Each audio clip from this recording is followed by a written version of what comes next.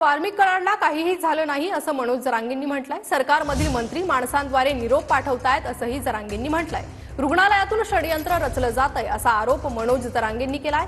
Shivajinagar police ठाण्यातील अधिकाऱ्याचे CDR तपासावे असंही जरांगेंनी म्हटलंय। नियंत्रच कशाला रे, त्याला काही झालेलंच नाही।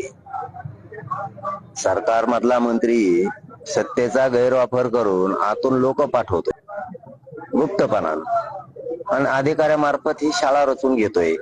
आता माणसं पाठवतोय हँड टू हँड, जा निरोप द्या, त्या पद्धतीनं षडयंत्र सुरू आहे अशी शंका आहे। दवाखान्यात नेलं जातंय, तिथून षडयंत्र रचलं जातंय, तिथून सुटून जाण्याचं ऑपरेशन केलं जातं। ती शिवाजीनगर पोलीस स्टेशनच्या PI चे का API कोण हे मला माहित नाही, ते पोस्ट काय असेल त्याचे त्याला माहित। जोपर्यंत आरोपी तिथं होते तोपर्यंत आणि त्याच्या अगोदरचे 8 दिवस तितके आजपर्यंतचे त्याचे CDR काढा, तिथले CCTV काढा।